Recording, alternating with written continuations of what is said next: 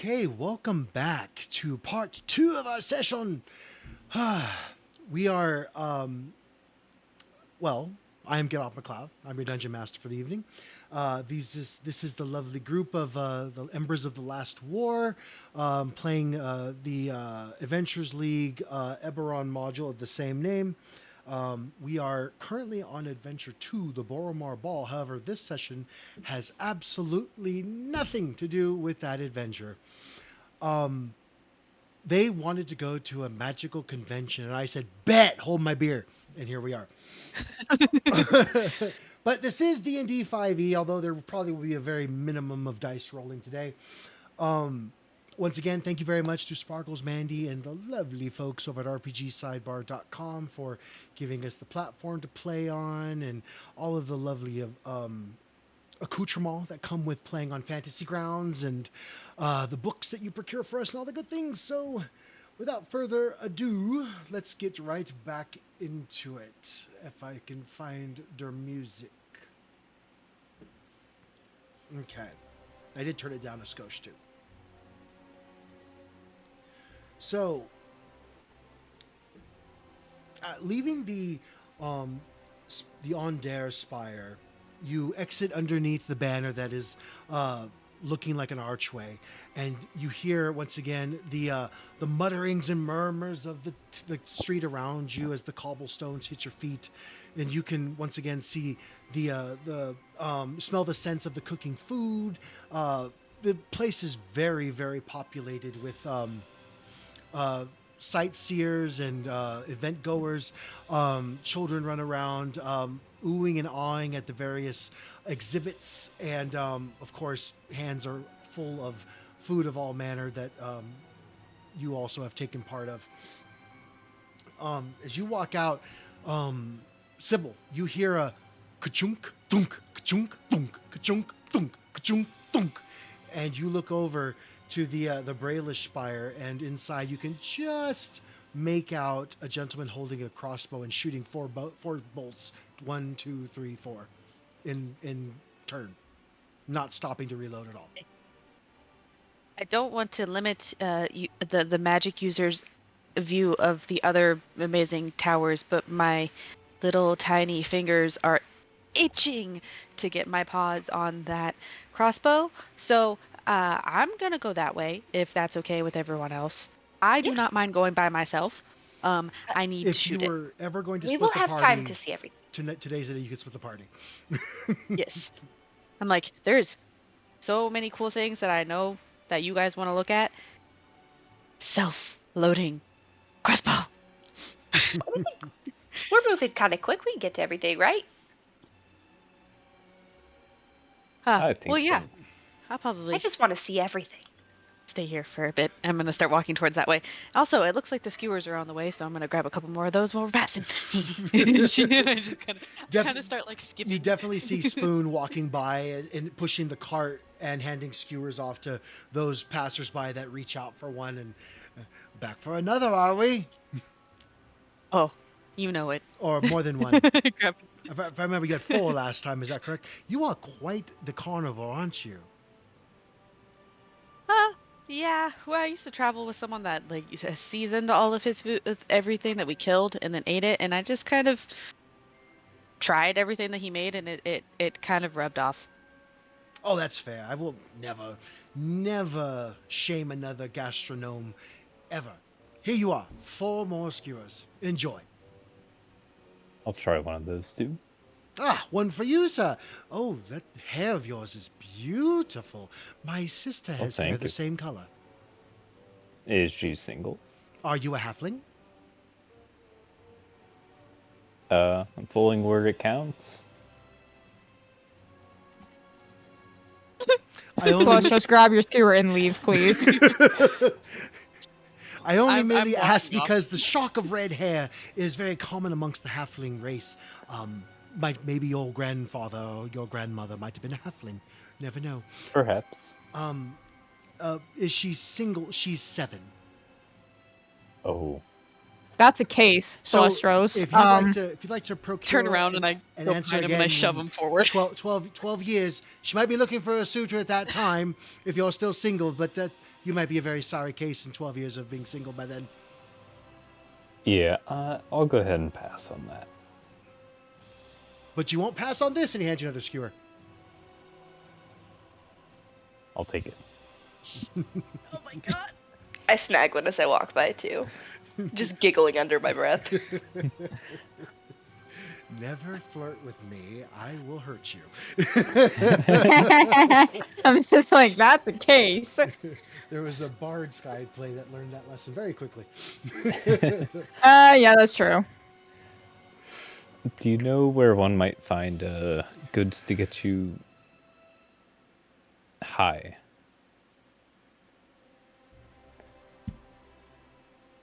He thinks for a moment. If you're seeking some kind of medicinal extension of your consciousness, I might know of some place, but it definitely isn't here. Here, and he hands you a card. There's a poppy lounge down in the Cogs, which might be able to suit your interests. They ask no questions, and they, as long as you have the gold, they don't mind. They sell other things besides poppies, too. Oh, I'll take it. Tell them Spoon sent you. They'll get you a deal. Sounds good. I like a deal.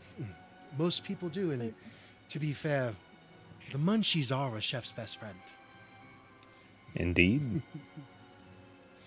he pushes his cart. Meat skewers! Get your meat skewers! So, Namen. Sybil, as you take your newfound meat skewers this round, and He's happy as can be. Thea, you have your first bite of your meat skewer, and the square, the cube rather, of meat that you're biting into literally falls off the skewer as you bite into it. It melts in your mouth. There's the perfect blend of fat with savory. The seasoning is perfect.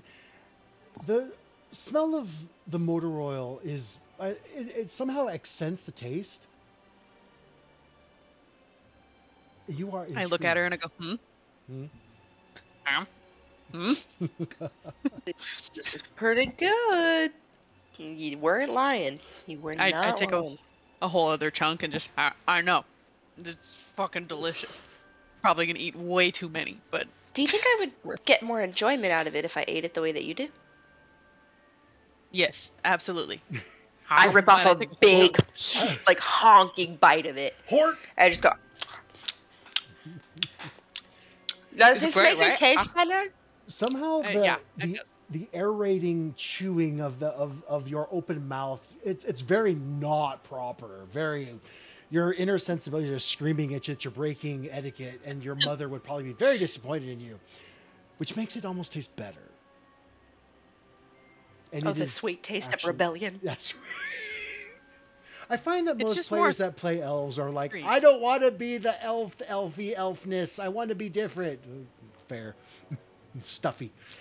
Normally, no. Normally, I'm like, I'll be the prim and proper. Not right here. Not with these skewers. Let me see here. Did I? Sybil's already done with 2 of them. She's like, So I can close that one. It's strange that that's the best thing I've ever seen you do, just because you're so, like... I don't know how to describe it, but just that was very different. Would you like to see me do it again? I didn't say that. I look around for a lemon loaf in the air. There's always one within about 10 feet of you at any given time. Her I lemon smack- loaf that she had was gone. As I turn back to shove another mouthful in, I see the lemon loaf and I toss it her way. Now do it with me.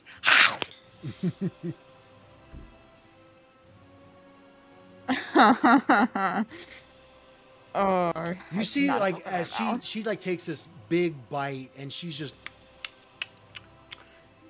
it looks kind of good. And then she'll begrudgingly follow with that. and match her. As you take a You are- large... Go ahead. No. Please. As you take a large bite out of the lemon loaf, you're slightly disappointed because it doesn't make that same lip smacking sound that hers does, because it's cake and cake doesn't make that sound. But somehow, like, as you're biting into it, open mouth chewing it, you get more of the air bubble popping sound.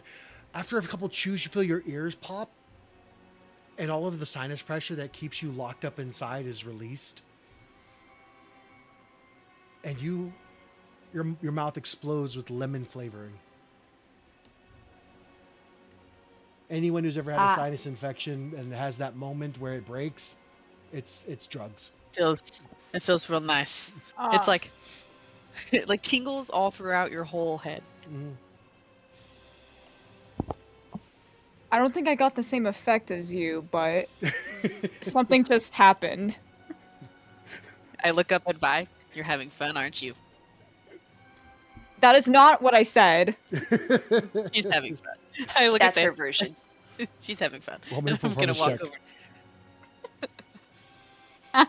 It's gonna bully Shell into being Sky into being happy. No, you're bullying my character into being happy. There's a difference. That's fair.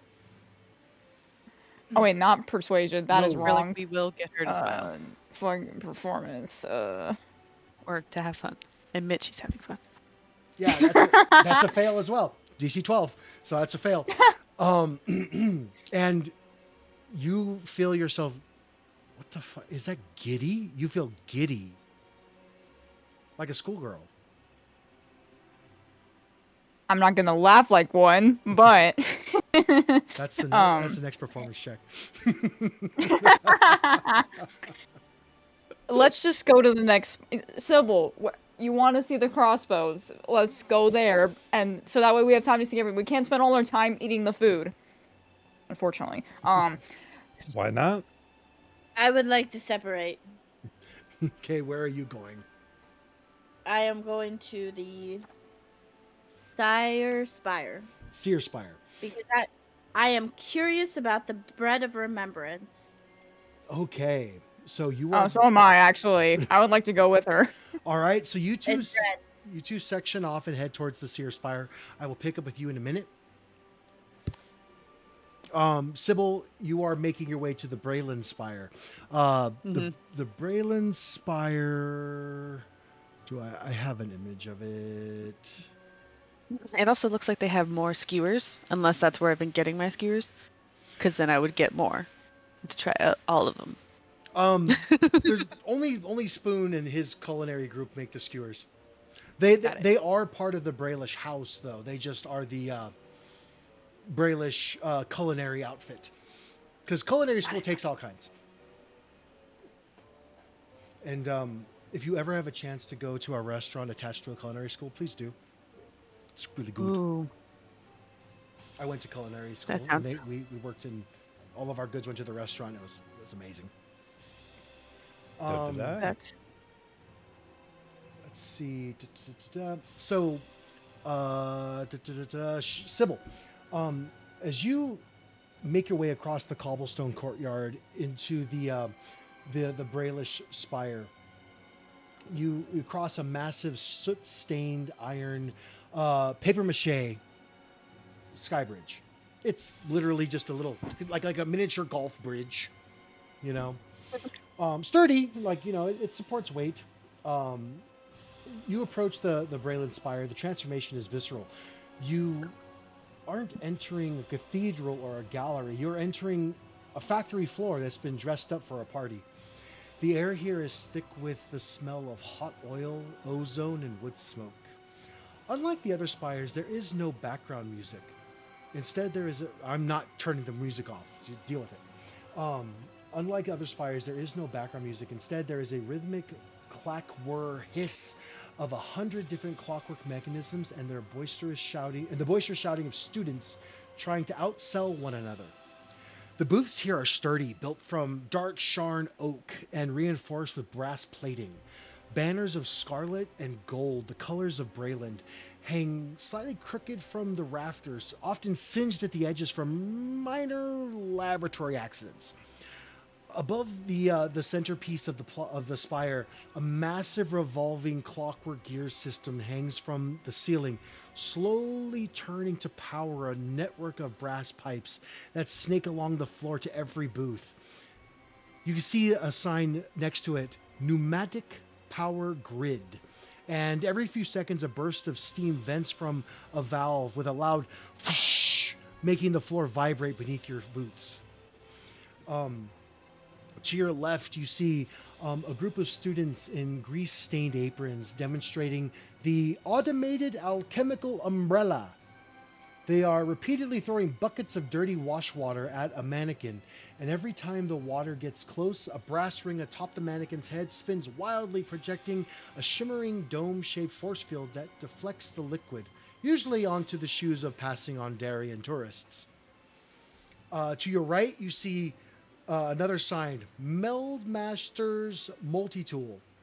The student displaying this is using a single oversized brass gauntlet to simultaneously saw a piece of wood, hammer and nail, and stir a pot of stew. The gauntlet's fingers are a blur of specialized attachments that click in and out of place with terrifying speed. Directly ahead, a row of self-loading crossbows is being test-fired into a wall of thick lead. The sound is deafening. The mechanical thwip, thwip, thwip, as enchanted bows are fed into the chambers by tiny, frantic clockwork spiders. The air is loud, it's crowded and unpretentiously friendly. The students here don't care about spiritual resonance or arcane elegance. They care about results. They talk fast and use a lot of technical jargon as they're talking to the interested viewers of their exhibits. You hear jargon about torque and mana flow, and are more than happy to let you kick the tires and start the fires of their inventions. As you stand near a pile of discarded brass shavings, a student with a smudge of soot across his nose and a very large physical appearance, and a pair of brass goggles purchased for it, claps you on the shoulder. Oi! You look like you've been a bit of dirt. You look like you've seen a bit of dirt in your time. Don't let those Ondarian silk boys fool you. Magic's only as good as the sweat you put into it. Want to see something that'll actually save your life when a space of beast is trying to turn you into lunch? And as you turn, you see... She says, if it's that self-loading crossbow, yeah, absolutely. But a lot of these inventions look, ooh, so fun.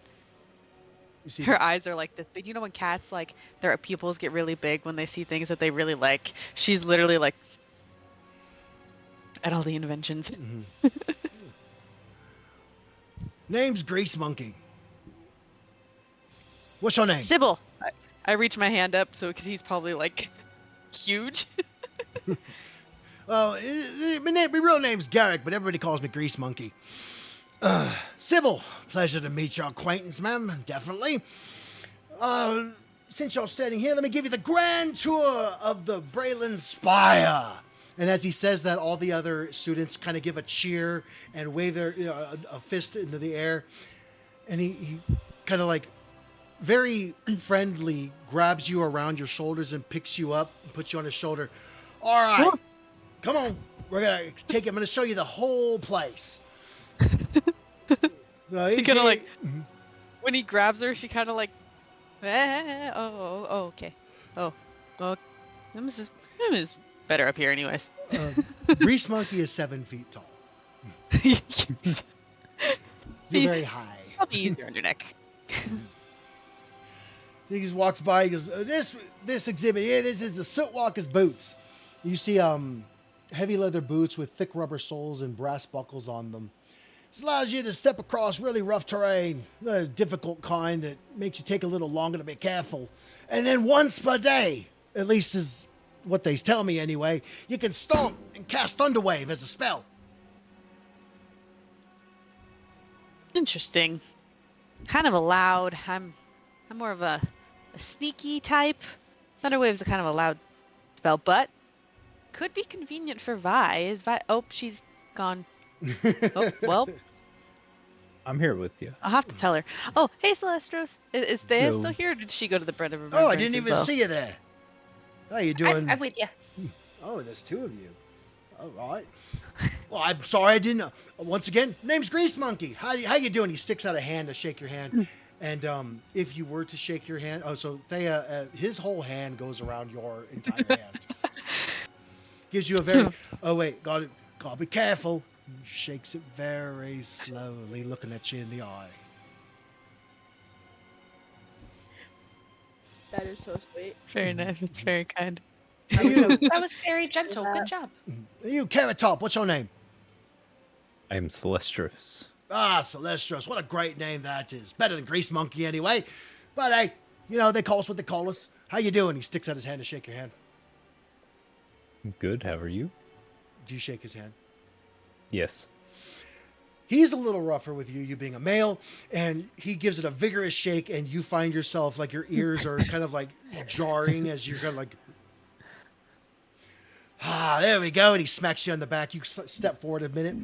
All right. So you said you were the sneaky type, Sybil. Is that correct?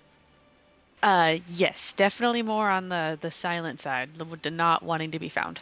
Oh, the Brailish collegiate inventor's got something for you. And he boops your snoot. Right this She way. kind of like Y'all can follow if you want to. and looks back at Thea like, I would like, what the fuck? He doesn't Did wait you for you to say okay. He's just moving. I'm like, oh, well, hold on. He walks you to another display booth, and on the table you can see a serrated blade with copper wire wrapped around the hilt. Oh, this is the short circuit dagger. This is really good against them. Well, if you happen to fight against, what's the one? Oi, Mick. What's the name of that bloke out in the Moonlands? You hear? That would be the Lord of Blades. Yeah, if you're fighting against the Warforged, like the Lord of Blades. This thing's really, really powerful against it, right? You hit a construct like a Warforged, any creature wearing metal armor even, it deals an extra 1d6 lightning damage when you hit it. Oh, That's a lot of how damage. is this beauty for sale, Well, perchance? Of course it's for sale, absolutely. There's only one problem is the power generator's a little bit wonky, if you understand. It has 5 charges a day, and then you gotta cast lightning into it to recharge the battery. Thea, do you know lightning? Can you or Celestros? Can you cast like a lightning? I have Well, either shocking you? grasp. Would that work? You know what? Let me test something out here. We're gonna have on-the-spot exhibit. Everybody gather around on-the-spot exhibit. And he's gonna walk. He's gonna pick up the short circuit I'm dagger telling and just stab the mannequin in front of the table a couple 5 times to discharge. You see every time. Bzz, bzz, bzz. All right, it's empty. I think. Snap. Yup.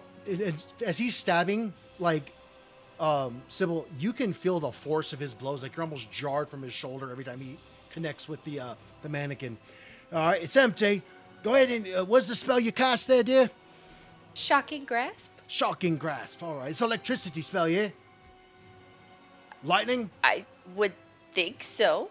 It shocks people. If not, I have chromatic orb. Oh, that could work. All right, let's see what shocking grasp does first. All right, so Mick, take down experiment 114A, section alpha. Test on recharging. Clause B, shocking grasp. Got it. Go ahead and he hands you the hilt of the short circuit dagger. Go ahead and cast your spell into there, lovely. I do. All right, roll me an Arcana check, please.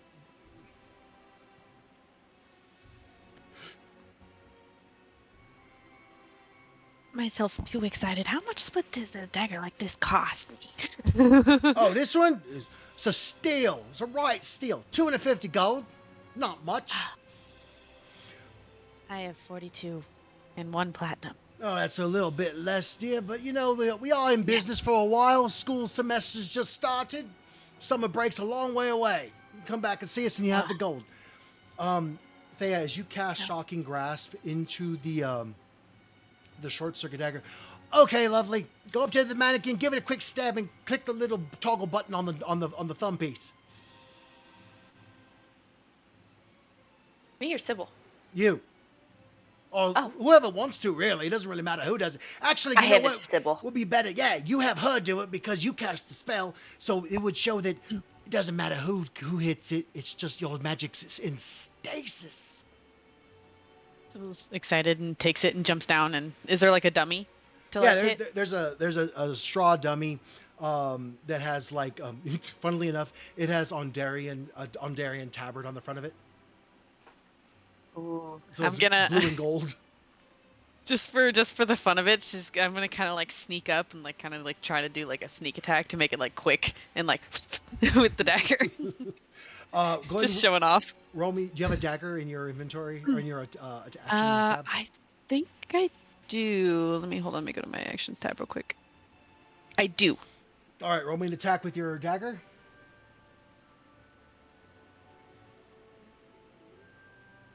That went on a journey. That did, didn't it? 17. All right, that's a hit. And as you go to you instead of stabbing, you slash because it's quick. And as the dagger slashes across the tabard, first off, the bottom half of the tabard just falls to the ground, and all of the Brayless students just you hear, good one, and then it lights on fucking fire. As the one charge of the shocking grasp gave it was one charge, and it all well that's. I don't know if that's a bug or if that's a benefit. What do you think? It caught on fire. I turn around, eyes wide. I will be back for this. And he says, it just does a modicum of damage there, just above the table, 1d6 lightning damage. Yeah, I was like, if I did my sneak attack, would it also double that dice though? Like if I. No, but if you crit, it would double that dice. Oof. Oof. I'm looking at it. I'm like, the damage I could do with you. You want me to try to charge it? Well, it's empty now, so why don't you go ahead and give it a shot? Celestros. That's a great name. You may want to stick it in the dummy before I do. I was gonna say maybe everyone should back up like 25 feet, just in case. You know, it's just trust me. It might be cool. It might. Everybody keeps kind of moseying around. You're not really paying attention. I got it, miss. I got it, miss. Hold on. Hey, you blokes, bugger out! And everybody kind of just moves. Just 25. Just a sphere around. So, and then I. Okay, go ahead. Go ahead and cast me your chromatic orb, and then roll. Well, more importantly, just roll me an Arcana check, and then roll me on the Wild Magic Surge table. Okay. All right, so that's going to be good enough. And then Surge table. Oh, thank goodness. Okay.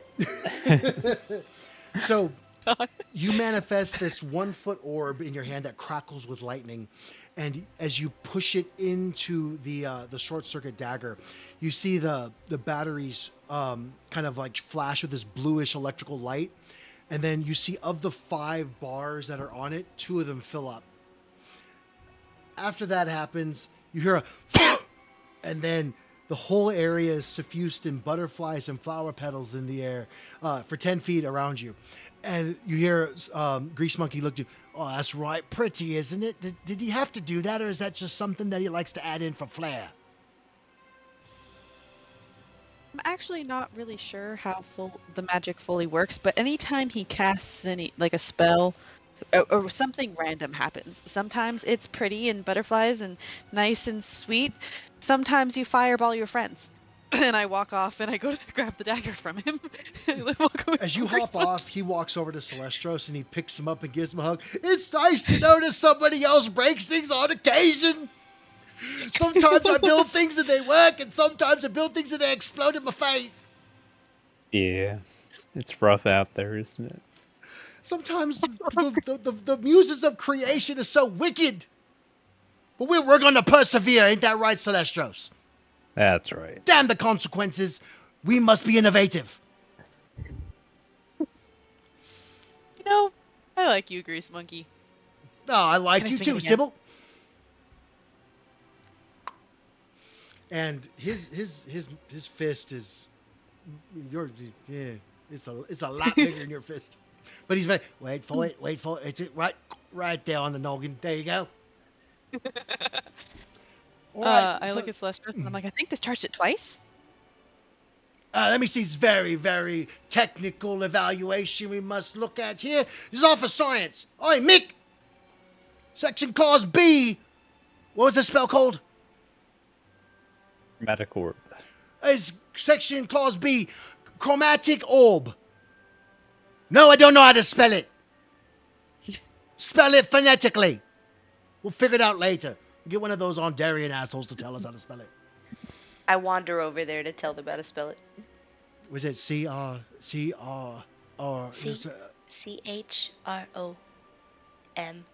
You can get the rest from there. And as you're talking to Mick, Mick is not like Grease Monkey. He's very slight, very large bottle glasses on his face. It's a C-H-R-O-M. Thank you, ma'am. Much appreciated.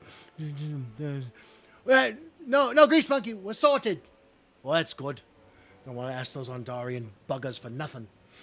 Get this. Oh, actually, it's spelled because it's phonetical with the silent H. Fuck them. I don't like them at all. I didn't know how to spell it either. This guy is great. This guy is really great. As he so as you grab the it's 1, 2 ticks on the scale there. So chromatic orb gives it 2 ticks. This is all great for science here. You guys are helping out our endeavors. Wonderful. I might actually knock off. Mick, we like them, yeah? Oh yeah, we like them. Good. How's I'll lower the price down 150 gold. Since you're aiding our experimentation. Does anybody have 100 gold? I have 50. No. I have 38. Damn. Well, let me see what I can do. Can I sell you one of my daggers to take off maybe a little bit more? Yeah, daggers with what? What's a dagger worth, Mick? Oh, it's a $5. Oh, it's 5 gold for the dagger. Okay, I'm like looking at my inventory now. I'm like, what else can I? Miss Sybil, we got things on sale. We'll be here. If you get the gold, you come and find us. I'll make you one special. What about a gamble? Not very good at gambling. Lost my teeth once. He smiles, and you see he has metal teeth. What if my friend here could outshoot your best archer? Well, Mick's our best archer, and you see Mick, and he has like I said, the glasses that are this big. I can. It's more of a demonstration, really. Mick's not exactly a sharpshooter, if you will. It's more of just showing that the crossbow reloads itself. You see, but no. Sorry, sir. We'd just be taking the gold right now, and if you want to make a deal, maybe some other day we can discuss in private, right? Well, I have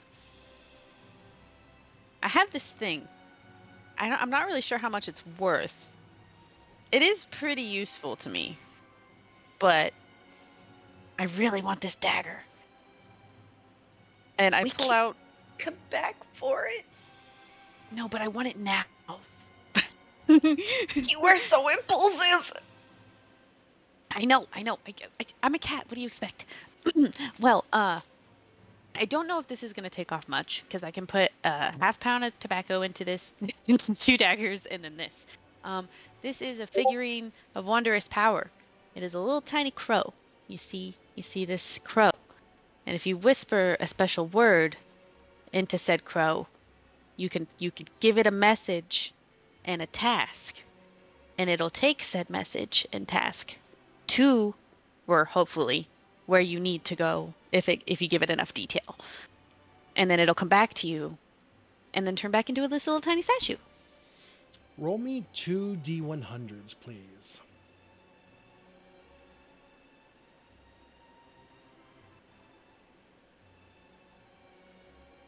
Oh, that's 4, I think. Shit. So when you Wait. grab a D100, that's 2. Well, I figure that's worth about 82 gold, so it's 87 with the dagger, 92 with the other dagger. Still short about 58 gold. Have 52. I have a platinum and 42 gold. I need 5 gold or 6 gold. Can I get a loan from someone? I hand her 6 gold. If you're sure about this and you're not feeling like this is too impulsive, No, I trust your because opinion. if you think about it, if I'm ever up, I mean, when I can give my sneak attack damage, if I'm up there, and I could be real sneaky, this could do even more. Yeah, And- but when you think about it, if you don't get it today, you're giving them more time to improve it. Based on what they've seen today, it might give us more charges if they have more time to fix that. Based on what we've shown them with what spells we have. So walking away today might be a better investment. Coming back with more gold. I look at my hands of stuff, and I sigh, and I'm like, you have a point. Because really what you're Okay. getting today is beautiful, but it's a prototype. That's right. It's just a work in progress. Okay. Well. I'll hand her back her 6 gold. I will restrain myself, but I will be back for that. And but I do want to use it again, and then we could move on. I don't want to spend too much time on that. I mean, we could test the product as it is, and then give you notes on it, and then maybe switch it out for a newer version if you come out with one. We're not allowed to really make much deals. I'm kind of getting in trouble for knocking 100 off of it. The dean will probably be a little upset if I sell it for that price, but you know, what the dean don't know won't hurt him. Yeah, he doesn't need to know. If you want to take it as is and you give me some reports on using it a couple times, I could let it go for 142 gold, which is what you have.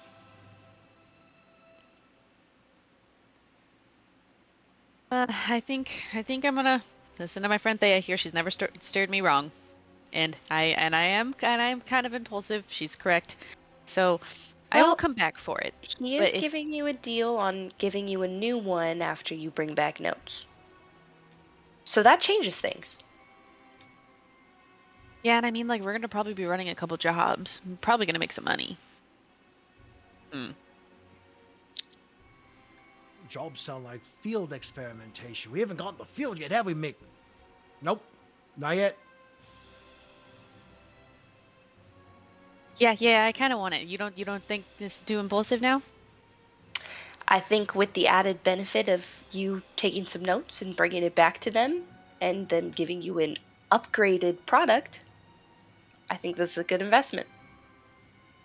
Okay.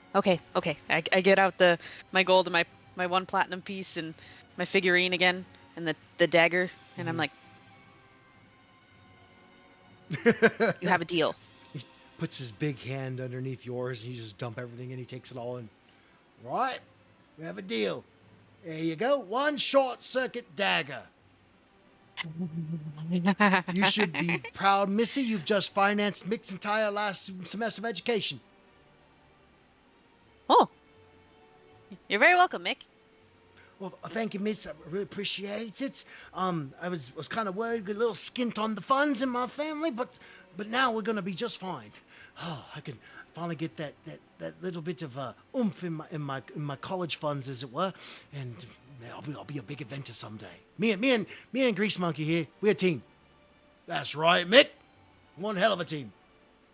Well, if you ever need to send me a message, that little messenger bird, it should be able to find me no problem. So if you have any like updates or anything on like the new models, and then I can send it back with whatever I'm finding, and yeah, and then we can continue on from there. I cannot wait to test this thing out more. You have no idea.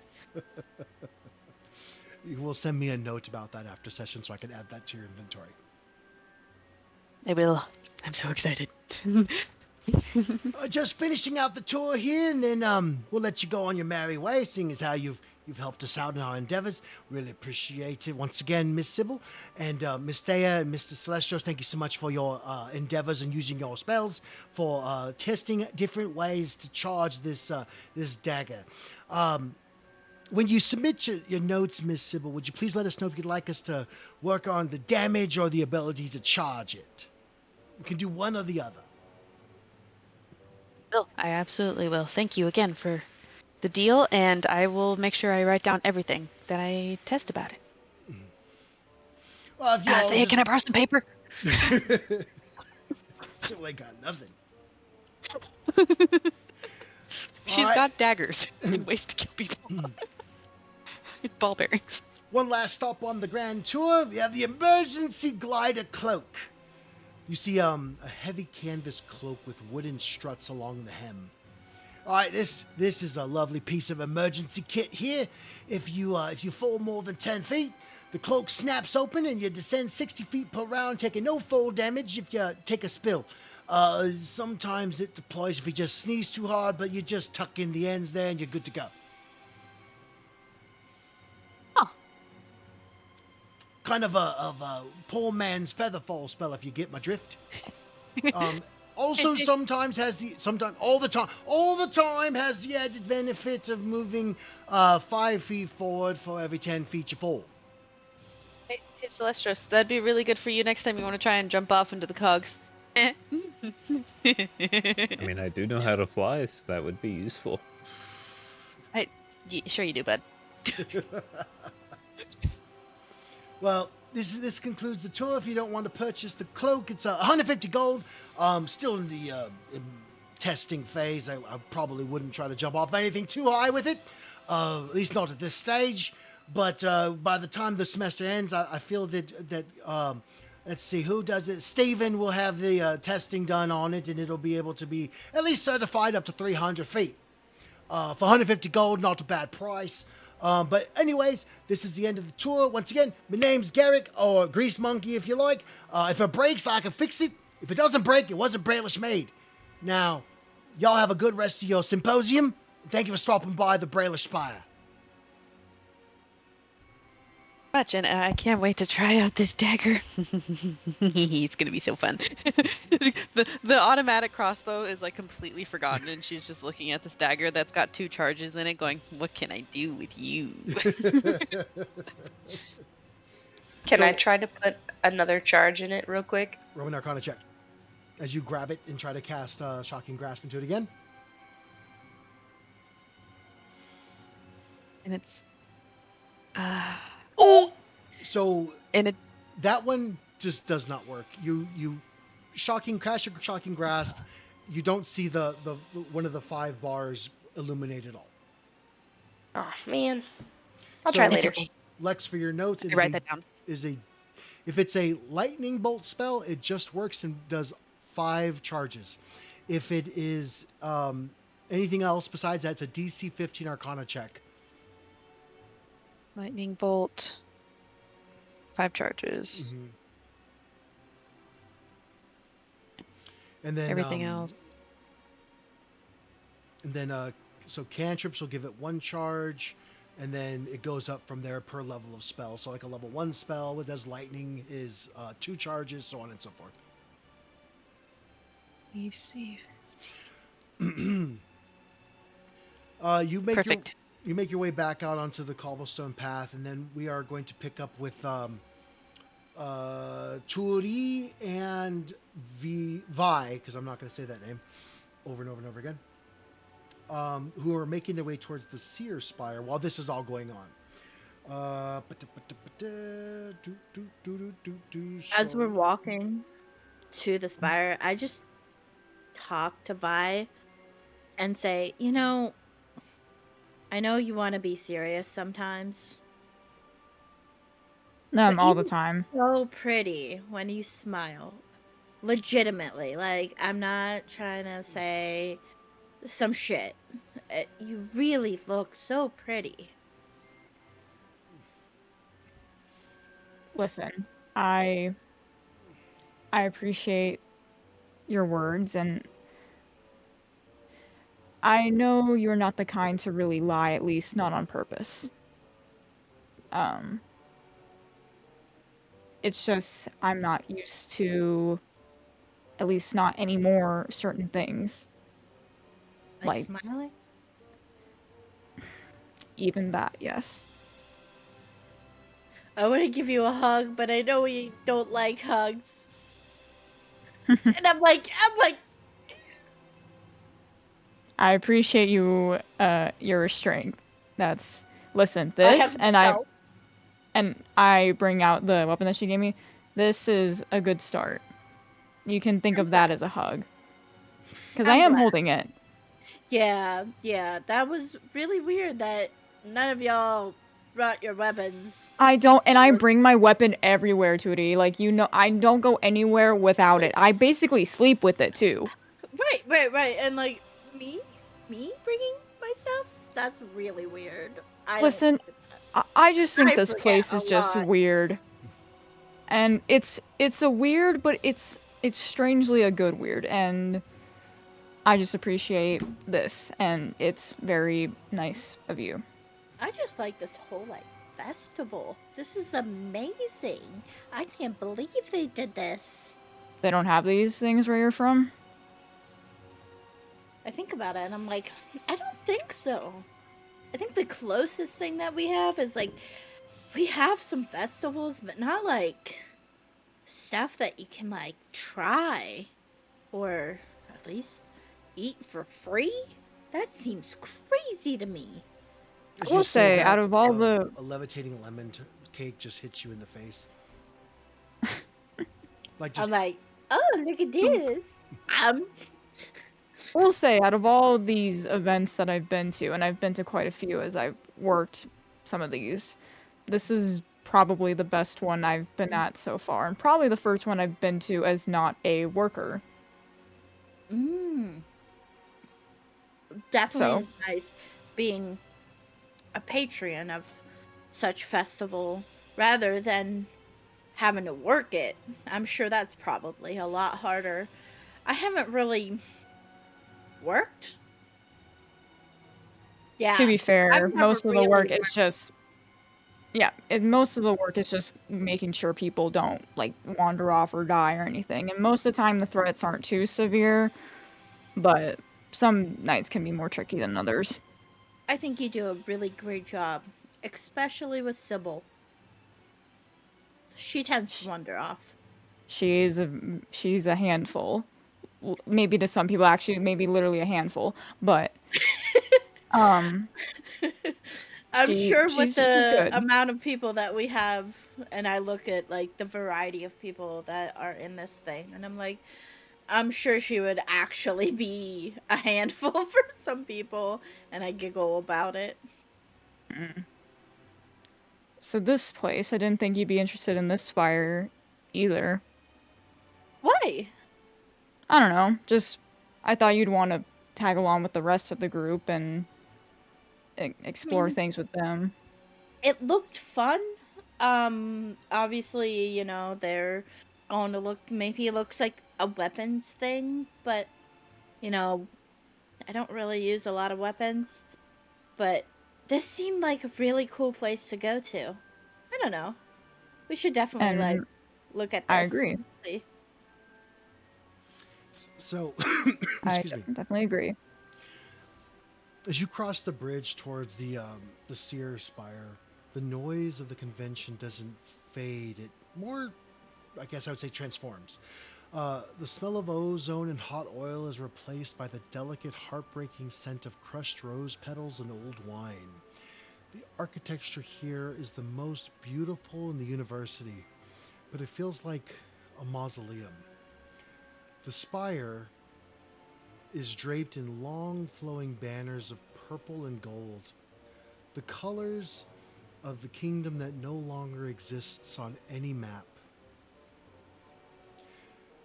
Unlike the other spires, the students here aren't shouting, they're mourning. Their heads held high with a defiant, quiet grace. The booths are works of art. crafted from shimmering white marble and inlaid with mother of pearl. Above the center point of the booths, a massive memorial loom made of pure light weaves and unweaves the crest of Seer in a perpetual loop. Everything here is masterpiece quality. In Seer, magic wasn't a tool or a weapon, it was part of daily life, as common as breathing. Now these students are the curators of a ghost nation, showing off the heights of a civilization that was snuffed out in a single day of gray mist. As you walk in, to your left, a student in a tattered but perfectly tailored suit of glamour weave demonstrates the memory silk scarf. As he wraps it around his neck, the fabric projects a faint 3D image of a bustling street in Metrol, the capital of Seer, complete with the sound of phantom laughter and the ringing of bells. To your right, the living spice box.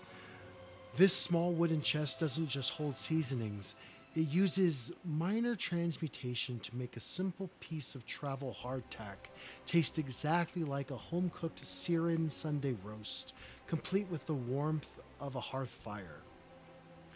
Directly ahead, the focal point of the spire, a swirling 5-foot-tall orb of cracked crystal that seems to hold a miniature storm of gray mist within its core.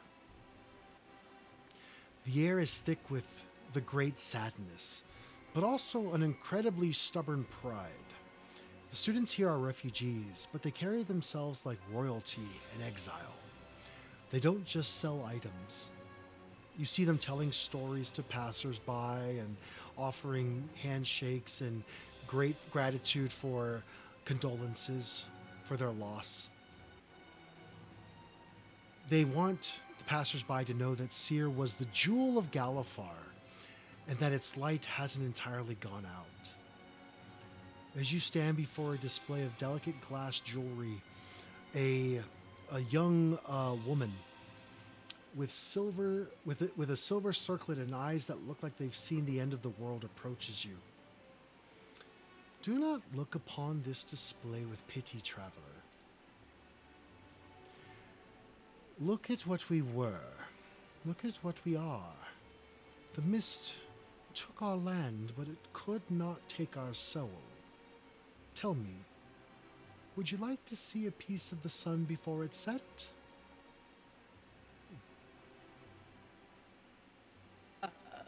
Yes. Yeah.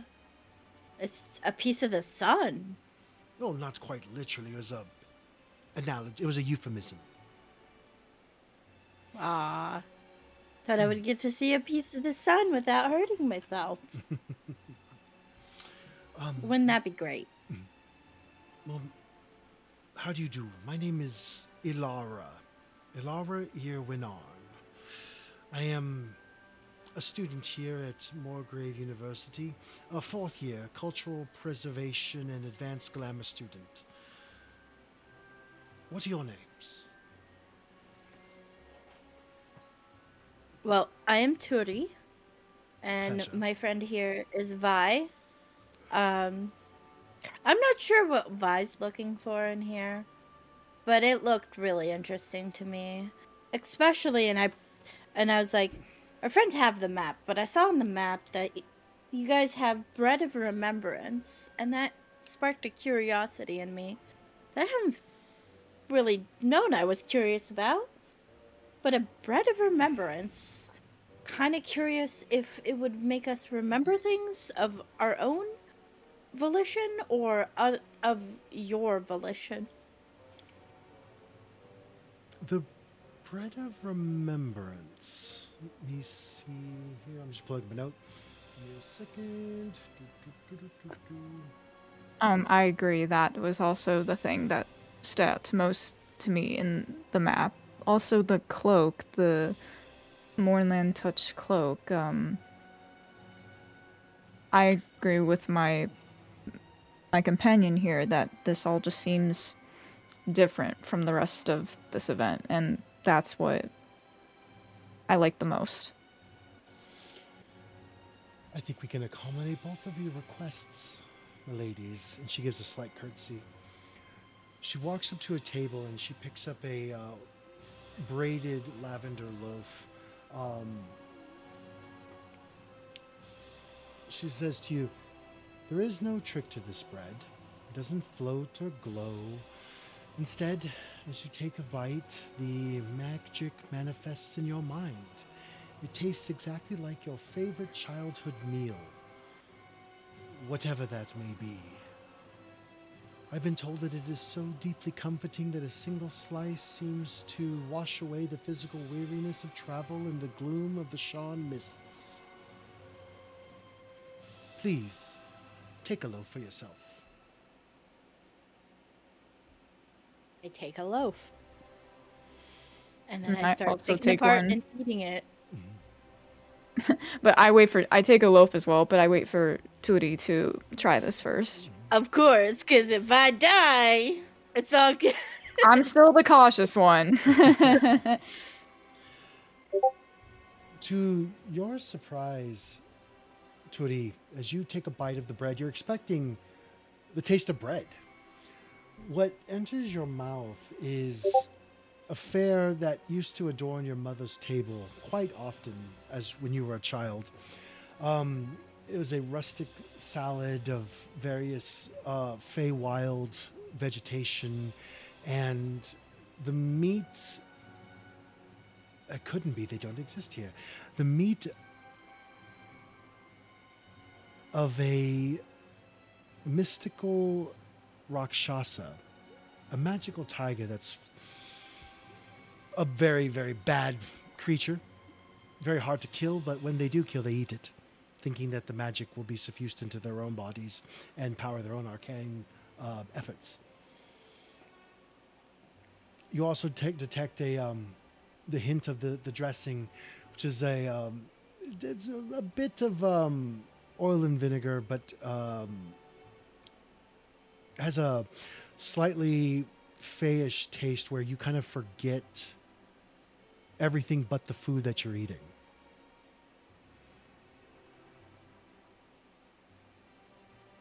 This is home. I say that out loud as I'm like enjoying the whole entire thing. Oh, you should do this, Vi. Oh my gosh. I feel like I was 5 or 6 enjoying my mother's meal. It is so crazy. Vi looks at the loaf in her hand, and she looks to Alara. What if I don't remember home? You do. In the backs of your minds, we all remember home. Whether or not you can recall is different than remembering. Give it a taste. She peels off a piece and takes a bite.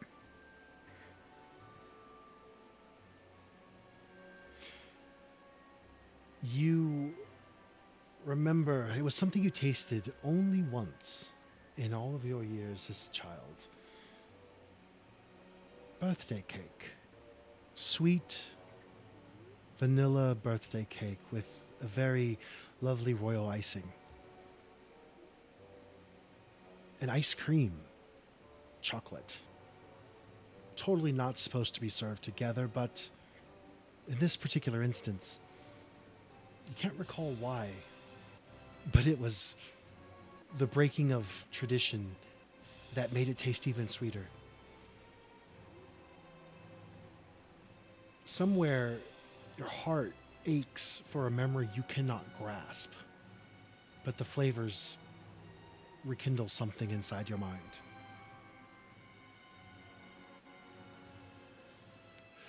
And I think for the first time, she lets the smile come naturally. She doesn't force it off in any way.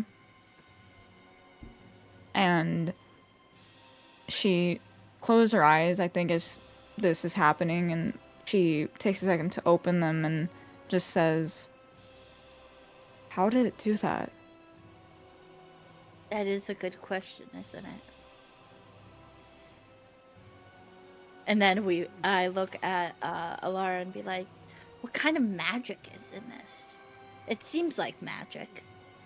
I'm assuming it's magic, but I could be wrong.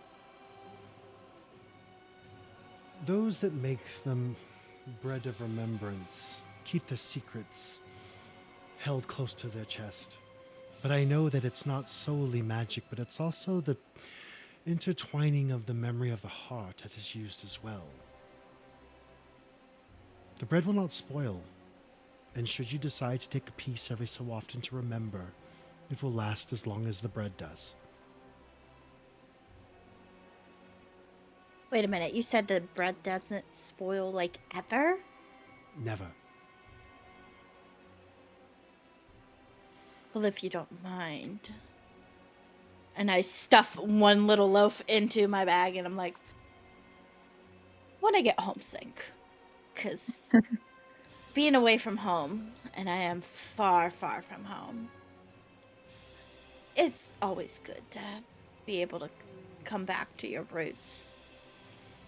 Ilara smiles at you, taking a loaf, and she nods her head, and she looks at you, Vi, and right in the eyes, and she seems to be searching for something. Here. And she grabs two. She doesn't ask permission. She just opens your pack and puts them in. You have more cause to remember than most. Don't you dare argue with me. I know loss. More so than you remember. Your own. These will help. Whatever you taste will be right there. And she pats your back. Yes, ma'am. Now, how about that cloak? Precisely. Well, if you'll accompany me, please. And she grabs the train of her dress and she turns and begins to walk around the aisleway to see the different exhibits that she has there. You see here to my right, there's the Echo Glass Orb. It is a small swirling marble cracked crystal. I'm told that once per day, you can cast minor illusion to recreate a 10-second memory of a loved one or a lost place. Could get you out of a bind if creatures aren't expecting to see not you. It's very good magic. One must be quite intelligent to see through the illusion. 150 gold for this one. You asked about the cloak. This is it. You see, the cloak is on a mannequin. It is gray, tattered fabric. It seems to ripple like smoke on the back of the mannequin. This one will help you be stealthy and not in the standard way where people don't see you. More like they won't remember seeing you. On top of granting advantage on trying to be sneaky, the creature must also be quite wise to remember that you were even there in the first place. I'm told that sometimes it occasionally makes the wearer feel a cold, hollow dread, as if they're being sucked into the abyss of forgotten memories. But to date, we've not tracked any existential effect on your actual physical being. This is 300 gold. So it's like a mental well-being of thinking, oh, I'm going to disappear because the cloak is that great. You could say that, absolutely. That might be a good marketing pitch. And then lastly, she steps in front of, besides our focal exhibit, we have the Jewel of Restoration. This sapphire pendant allows you to regain a little bit of health, about a potion's worth, once a day. A little bit of an emergency to allow you to not expire into the wastes of the abyss of forgotten life. This is 400 gold, but it is good for one use per day for as long as you keep it upon you. Is it like automatic? No, it requires You you know, to like actually use it. like you know how a health potion is, you have to drink it, but if you're unconscious, your friend has to shove it down your throat. Not that I've had it done, but I've seen it. Yes, you would need to be conscious to use it, absolutely. And it only allows you for the person to focus on it to use it. There are limitations. And I'm like, yeah, I got some other stuff that's slightly better. I'm okay without it. No, no need to be rude. We are students after all, trying our best. No. I'm just saying, like, it's amazing that you made this, really, without like being. What's the word? I don't know if it's. I don't know if it. This is out of character. I don't know if it's class or if it's level or if it's due to race with it that I'm able to learn the spells I am. I'm thinking class, right? Your cleric spells are your class, yes. Yes, okay. And I'll be like, well, you gotta understand I am a cleric, so there's a lot of healing spells that I do, as is, with it. So, unfortunately for me, it's probably not the best. But maybe for somebody who is not, it would be fabulous. I applaud you in the endeavor of making it, to be honest. Well, thank you. We do try our best. While they may not be as powerful as the Brailish inventions or as beautiful as the Ondarians, we feel Sirens have their own way of doing things, and we try to match the vigor that our nation had at one time. It's still important. It is. I maybe once upon a time ago maybe had the funds to claim these items, but currently the work that I do does not pay as well. Although I did just get a new job, so maybe I can come back for one of these things. But in the meantime, Do they have a Discord that you could have? Perhaps we could contact them later, and you could get items that you need. Well, yeah, I think that would be wise, but I also don't want to leave here, especially with what you've done for me and my companion. I don't want to leave here without making some sort of investment into you and the work that you do to preserve the memories of what's been lost. Or almost lost. And she takes out 20 gold and gives it to her. That's an investment in you and in the Syrians. Well, to help you, and I just throw in my platinum because I'm like, oh, this is only one piece, but it's a fancy looking piece. It's a platinum, I think, and I just give it into the pile. To be fair, any pieces of platinum looks nice. To be fair, She kind of like shakes her head and the students of the nation of Seer, thank you for your contribution to our scholarship, and that we might continue our studies with your affluence. Of course, if you would like to return here before the end of the semester, we will happily offer up for sale any item we may possess that you would find use of. even if I don't or we don't, I'm definitely returning here to see what else you have come up with. I'm coming back for the bread. I might come back for that cloak, but like I said. How much was that cloak? 300? And me as well. Thank you again. Yes, Moon, the cloak is 300 gold. Okay. I wanted to make sure I wrote it right. Okay. And she gets to the end and she ushers you out and says, "Thank you so much for journeying down the lane of memory with us, the aforementioned students of the Nation of Seer. I hope you have a good rest of the symposium, and I look forward to your possible visits in the future. You too, and good luck in your studies. And as you turn and walk across the bridge back onto the cobblestone courtyard, you will rejoin your party members as they are leaving the Brailish exhibit. And we will take our last break there and then come back for session 3. Well, actually, that'll be part 3 of this session. Thank you very much for all those of you watching. Once again, I am Get Off McLeod, your Dungeon Master. We have our Embers of the Last War, playing just a little whimsical session where they can kind of go around, discover some of the ins and outs of the various nations of Corvair, and have a little bit of fun.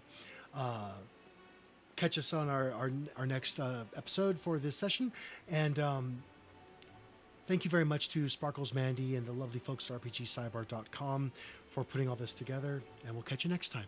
Thanks so much.